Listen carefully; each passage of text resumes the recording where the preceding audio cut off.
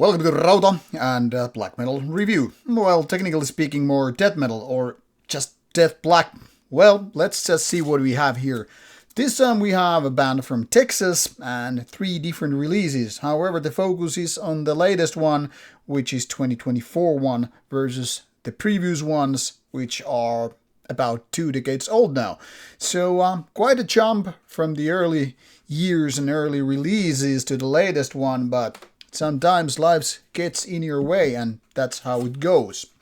So what we have here is, first, Whale of Sins. This is a CDR release, already quite old, which you can soon see. Here it even says 2003. So CDR MCD, and really not much to show.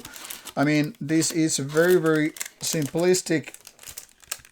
Let me see, that plastic wrapping is quite stuck here, so when we remove it, do we really need to remove it is one question, but let's do it proper way. So here we have very, very simplistic photo as a cover, and then this 5-piece lineup here, but no booklet, no whatsoever, except the CDR and this one.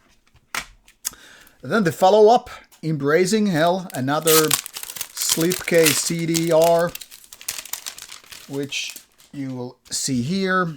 This time a drawn cover image and a goat with the pentagram on the other side. Hail to all the fans and legions.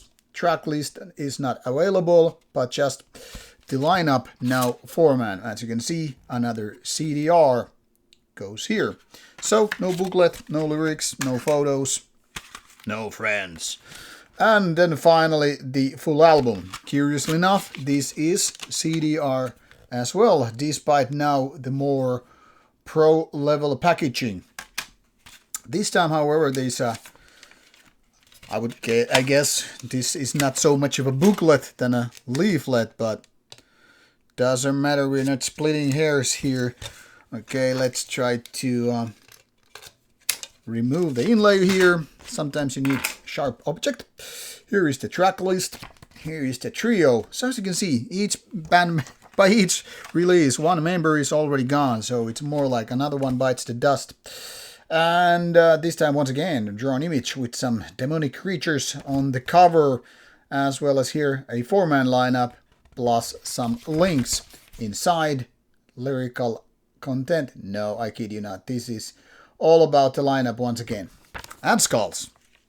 So these are how these packaging look like. Let's now steer for the band's Metal Archive site for a little bit of background information. And so as you can see, and I'm just putting these items back together, this was founded in 1999, so more than quarter of a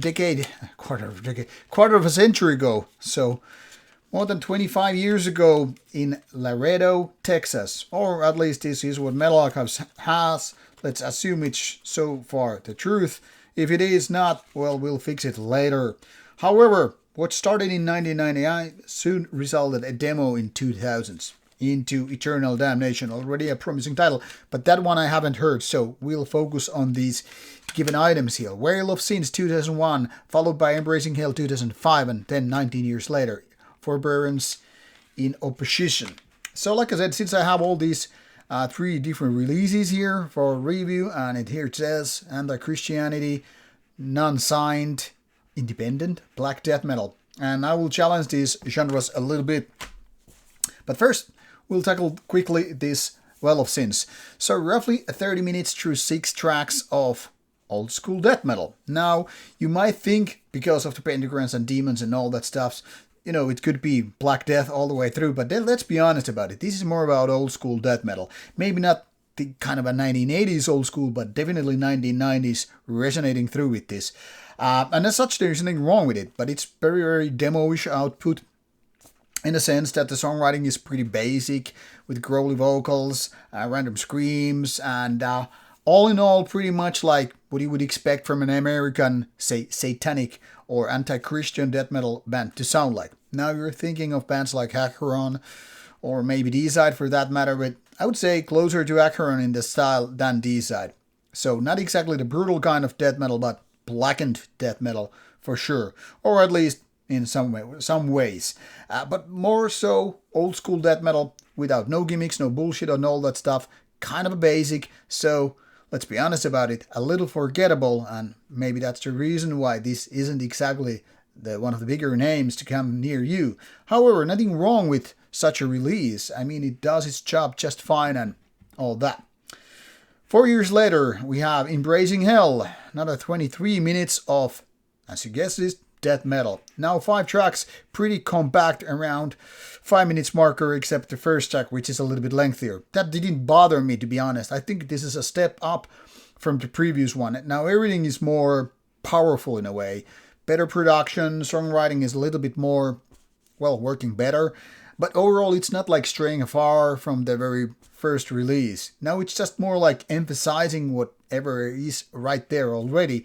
And as such, it's a good continuation to the previous release. But still, taking the time as an EP rather than a full album.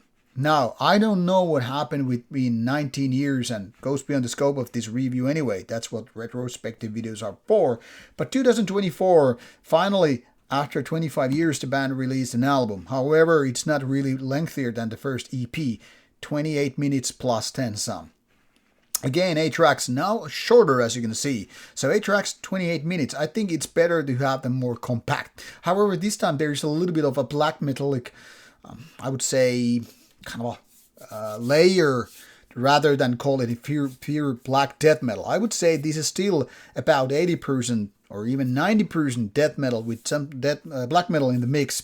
That is mostly about certain ideas in songwriting and maybe even more with the given vocal styles, which is more screams added with, death metal growls and all. However, the production is clearly weaker than the previous one, so I don't know what happened, given the technological jumps have been right there pretty much very, very consistent all the way through since past 20, 30 years and so. And I'm not sure if the songwriting is actually better. I think it's very much on par with the previous work. But like I said, the production is weaker, giving this even more demo-ish feeling. Now, some people might actually like this a little bit more rural or more rehearsal room approach. But I would say the previous one is better in that sense. So it's not so much like the production is bad, but given the standards go like up every decade, not year by year, but you get the idea. What sounded great, say in 2000, wasn't that great already anymore in 2010 or 2020. Obviously, there are always these kind of timeless ways to produce an album. Think about Dark Throne's raw end of black metal more than 30 years ago. They still sound very, very relevant. But that's because it's not so much like pushing the envelope, with the given technological takes or better amplifiers or whatever. It's just creating a sound that is not so much pinpointed to any given year. And that's what I find a little bit problematic with Bestemmia Aeternalis style, because obviously this is embracing more death metal than black metal. So in that sense, there is no excuse to set up for, or settle down with, a little bit weaker sound. But like I said, it's not like the sound is bad, it's just quite demo-ish.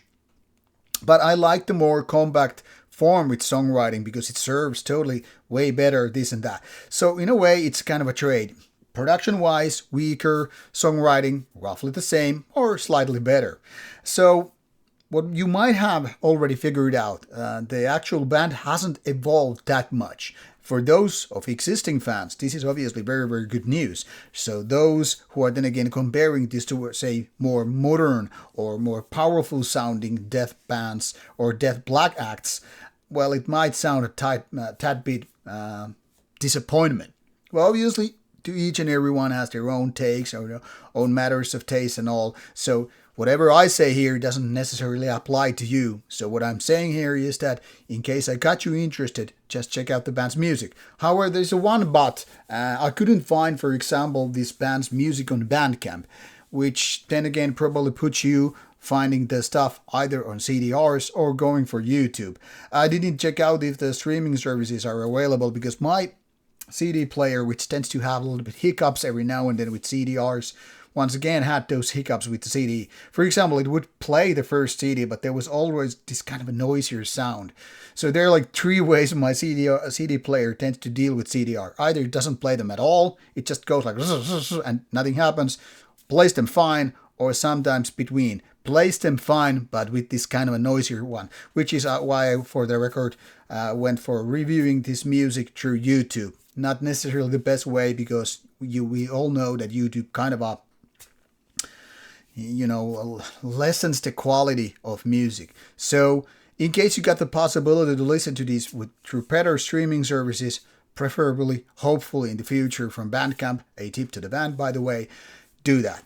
So anyway, always personally interested to hear death metal bands from United States, because I think United States satanic or anti-Christian death metal bands are really interesting.